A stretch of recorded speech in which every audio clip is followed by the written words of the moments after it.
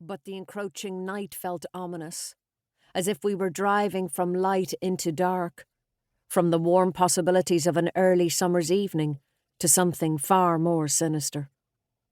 "Do you want to talk?" Molloy asked after a while, as we sped along a wide road, its hard shoulders lined with trees which looked almost black. I shook my head. My mind was too cluttered to speak. Why the hell had neither my mum nor my dad answered their phones? Had something happened to them? We still had an hour and a half to go before Dublin, and I needed to stop my thoughts from spiralling, or I would go crazy from inaction. "Radio," Molloy suggested, as if reading my mind. I nodded. Radio. He chose an art show on RTE Radio 1, or maybe it was the first station he hit. A woman was being interviewed about a TV documentary which she was producing and presenting. I recognised her as one of the arts journalists who worked for the station, the easy intimacy making it obvious that she was talking to one of her own colleagues. I made an effort to focus, wondering if I needed music instead, something which didn't require me to think. I was about to suggest changing the station when something caught my attention. "Well, he's English, but he lives in Donegal, so we claim him," the woman laughed. "About time we took one back. He turns 70 next year, so it's a perfect time to do a retrospective.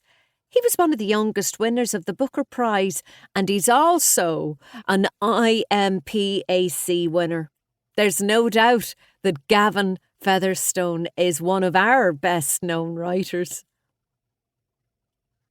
The interviewer paused as if checking something. "His last book was what? 5 years ago. Violet, Green and Red, is that right? Is he still writing?"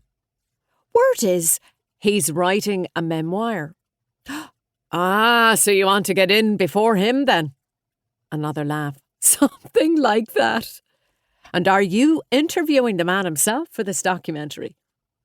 "I wish. He hasn't spoken publicly for years. The man's basically a recluse. It's what makes the documentary such a challenge and so fascinating. Obviously, we can access lots of archive footage, but..." The host cut across her, hurrying the segment along as if he was running out of time. "Sounds as if you got your work cut out for you. We'll look forward to seeing the final product.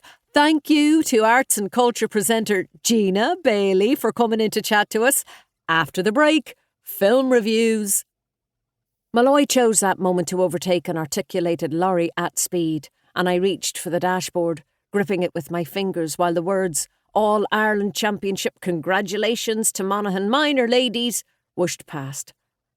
Despite the white-knuckle ride, I was glad he had abandoned his usual cautious driving in favour of a more Starsky and Hutch approach, weaving in and out of traffic, breaking speed limits and lights and ignoring continuous white lines, to overtake whenever he saw an opportunity, displaying driving skills I didn't know he had.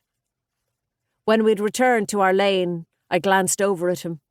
Tom Molloy, Garda Sergeant in Glendara, and my boyfriend, I supposed, yet that word felt strange even inside my head. I'd certainly never said it out loud. Years of running a solicitor's practice in the same small town had brought us together first as colleagues, then friends, and eventually lovers, although it had been anything but straightforward, not least because Molloy had been transferred to Cork for a time, and I'd recently returned from 6 months working in Florida, while a locum took over my own small practice in Glendara. But no matter where we stood in our personal relationship, Molloy had always been there for me, just as he was now, literally taking the wheel. A blue tractor sat crossways on the hard shoulder between Carrickmacross and Ardee. I felt Molloy suppress his instinct to pull over and give the guy a telling off, and my gratitude for this made me willing to talk. Molloy turned off the radio and I filled him in on what I knew. "And you don't know these people who've moved in?" he asked. I shook my head. "I don't think so." "Do they? Your parents?" I shrugged. "I don't know that either. They never mentioned it."